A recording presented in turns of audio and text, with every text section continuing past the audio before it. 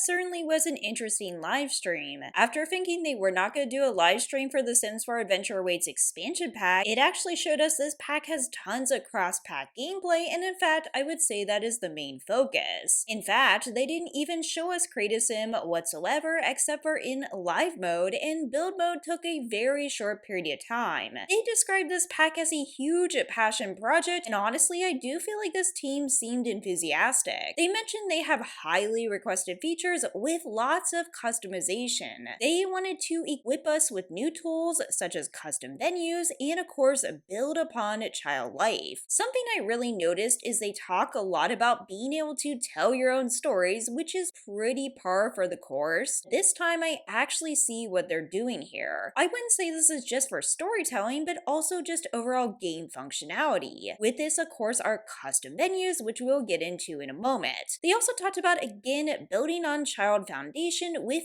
formative moments. Now, they actually did not go into great detail about formative moments, but they talked about a coming-of-age story. Again, I'm less interested in the story aspect, so to speak, more interested in how nuanced this is and what it actually does. With formative moments, you can start archery, have a formative moment to become an expert archer, and this in life will make you focus better later on. I would actually have to explore formative moments for myself. This is kind of like a mini milestone in my opinion. But let's go on, and we're going to start now with Build By. Now, as I said before, Build By did not have a full preview. They mostly focused on the gameplay items. And for this, I think this makes sense. While I did actually want to see a showcase of Build By and Create a Sim, I do feel like they were trying really hard to show us the actual gameplay. And so with that, let's go over some of the main gameplay items, which I think look fantastic. These gameplay items, of course, we get a diving board. Now, the diving board includes a high dive and a low dive. You get rustic and classic styles, and there is a skill associated with it. You might see your Sims at belly flop or perform some interesting dives. In addition, there's also archery, which looks fantastic. Now, with archery, you can have competitions, and there's also a skill level. What's also interesting is archery isn't just for practicing at targets. So being able to use archery to fish and even being able to mentor Sims, I think this is just great. There's also an atrium to store butterflies. Now, the butterflies they didn't show in detail, but you can select each one, and there are some pretty interesting visual effects. There are about 14 different butterflies and moths you can collect. You can also raise caterpillars with an incubator. So being able to show off butterflies is a nice touch, and again, just another activity to get Sims doing something. Of course, we already know about the playgrounds, so with the playgrounds, there are modular playgrounds. Something I was really happy to hear about with playgrounds is playgrounds are not specific to just children. That's right, Sims of all ages can enjoy playgrounds, and this was definitely good. They also talked about how difficult it was to make playgrounds. Basically, Sims should be able to maneuver throughout the playground no matter what you place. They did talk that this was very difficult to accomplish, which makes me a little bit concerned. However, I didn't see any noticeable glitches. While they didn't spend tons of time on the playgrounds, they at least look like they work somewhat. In addition, there's also the new smoothie machine. Now, the smoothie machine is a natural extension, they said, of the spin bikes and free weights that they also added. I could not catch all the recipes, they went so quickly, but all the recipes have different impacts. There was a spinach recipe, a carrot one, a vitamin one, a berry one. Some of them were mood boosters, some were to boost athletic performance. In addition, of course, we have the spin bikes. Now, what's really cool about spin bikes is you can actually set up your own classes. New equipment for exercise is fantastic, and even if this seems a little all over the place, personally, I see just how versatile this pack seems. One aspect, though, I do want to cover really quickly is imaginary friends, and I do know there are mixed opinions about imaginary friends. To be honest, they didn't give us tons more information about imaginary friends that we didn't already know. So with imaginary friends, there are a couple presets to pick from. Whatever one you pick, you can always select their own traits. There is a possibility of an evil imaginary friend if you want to. There's also a creative one, and like I said, this is where you can customize to your own liking. When you have an imaginary friend, only that sim can see them.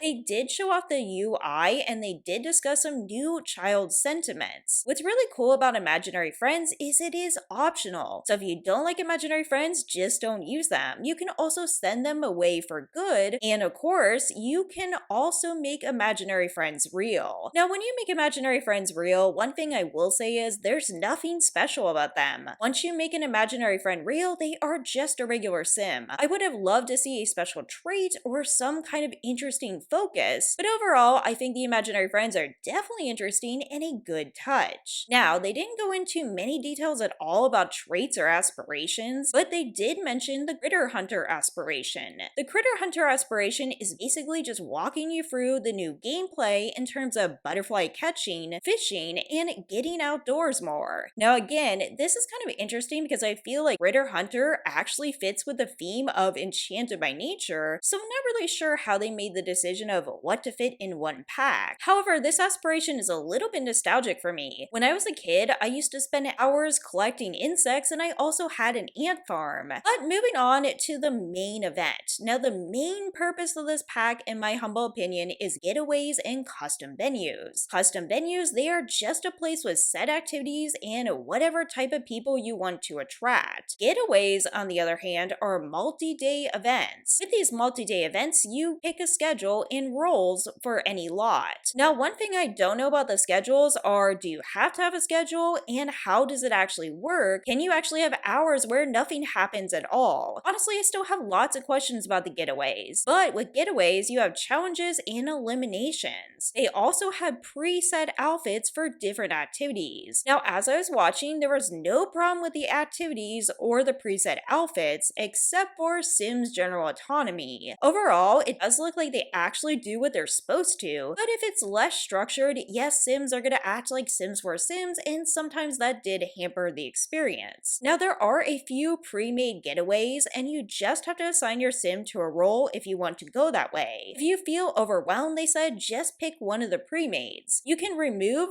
add, or edit roles even in the middle of a challenge. Now, one thing I will say is, even though you can remove, add, or edit roles in the middle of your events, I would just be cautious about this because I could see it messing things up. They actually did this on the live stream, and it did work properly, but I always like to caution that. And one thing I will say is, there's no way you could actually show off everything this pack can do. I'm not saying you should go out and buy this pack, I'm just saying it's very expansive. In many ways, the getaway system reminds me of the club system from Get Together. You have lots of different things to pick from, and when I say lots of things, I mean lots of things. You can host a survival show, a residential getaway, and you can even turn your residence into a bed and breakfast. Now, they didn't show how that would work, so I am a little skeptical, but it is pretty interesting. Of course, there are also ways to eliminate players. Now, as far as all the cross-pack compatibility, I am sure someone like English Simmer is going to cover this, because honestly, it just goes on and on. To me, it actually looked like they had all other Sims 4 packs installed. Keep in mind the fact that they had all Sims 4 packs installed means you're going to see lots of options. You might not have all of them. Some examples are Care for Ranch Hands, Care for Animals, Cheerleading, Conservation, tons of occult gameplay, infants, cross-stitching, free weights, tarot, instruments, and chess. There are so many different activities from the base game to tons of packs. Honestly, it was so long I could not take it in. So props for the cross-pack compatibility, and like I said, definitely check out English Summer because she usually does those videos. Now, I will say all this sounds really good and it looked pretty good too. I think this pack has endless possibilities, and also this pack is just a pack that's organically gonna go along with any other pack. On the other hand, they did say they wanted it to feel organic, but they also talk about orchestrating moments. And this is a problem I have with Sims 4 in general, so much is left up to player control. While I do feel this is very expansive in nature and there are some really interesting concepts, I still have mixed emotions and opinions about some of these aspects. All in all though, it has tons of cross-pack compatibility, it's good for all ages, and we get some pretty solid gameplay items. And in addition, they of course also showed 2 different ways to use this pack. One way they showed to use this pack, of course, is a sleepaway camp for kids. Now with the camp, there are camp counselors. Please note that camp counselors can have different schedules. For example, you could have kids doing archery, and the camp counselors could be taking a break or cooking dinner. There are roles to apply to specific groups. The House of Grudges feature means there are rivalries at the camp. You can have Sims fighting with each other where they're kids or counselors. Adding those interesting social dynamics, I think, has tons of promise. They also showed off other activities, including hide and seek. I could see hide and seek having some problems, but from what I saw, it worked okay. In addition, they have papercraft. Now, papercraft is something I would be highly interested in. With papercraft, you can make cards for both romance and friendship. There's paper mache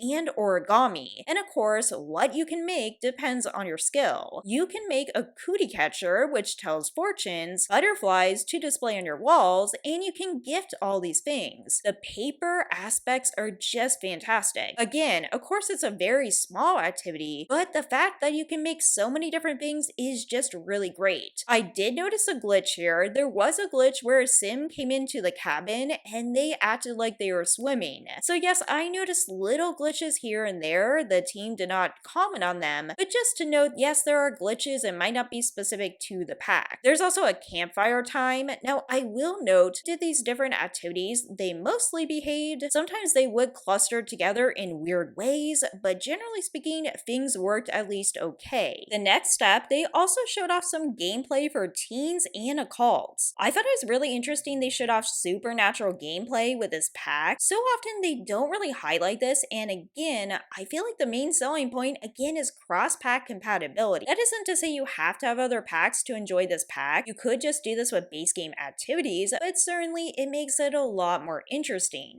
Now they showed off aliens, fairies, mermaids, werewolves, vampires, spellcasters. And with this, there are occult-specific activities. You can cast spells, use powers, mischief, werewolf abilities, vampire powers, etc. But even if you're adding in this occult mix, you can still make it into a general contest. For this, they showed off a popularity contest. With the popularity contest, they had lowest score relationships made you eliminated. So essentially, it can eliminate a sim same time every single day. When sims are eliminated the same time every single day, you will get a pop-up notification that lets you know. As far as I can tell, this worked just fine. The only thing is, some sims may become sad when another sim is eliminated. I could see this being pretty annoying, to be honest with you.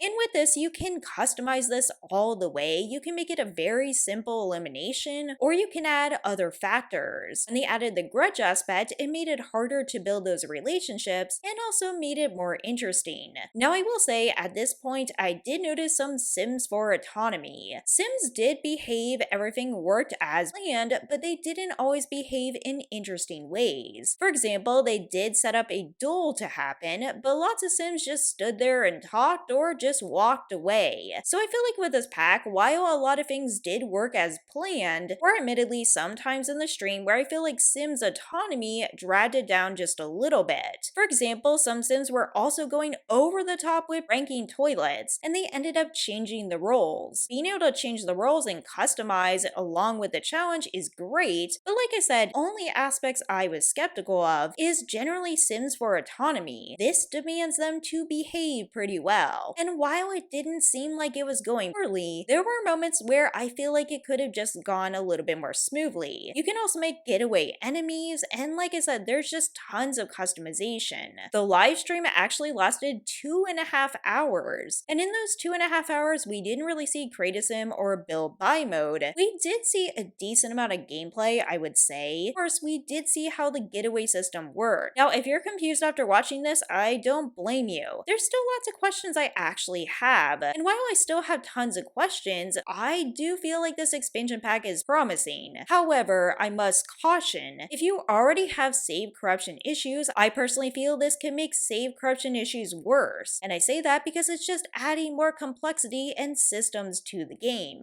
One aspect I'm also worried about is it adds even more to the UI. All in all, this pack is pretty interesting. I feel like the activities are compelling, the gameplay items look fantastic, the world is just fine, and while it might not be my very favorite top pack, I also appreciate there is gameplay for all ages. Again, I feel like this livestream only told us so much, but maybe that's a good thing. If you can't fully cover everything in 2.5 hours, that shows you it is truly expansive. So let me know what you think in the comments below. Do you feel like this is promising? Would you buy it? Would you not? As always, thanks so much for watching, take care, and I'll see you in the next video.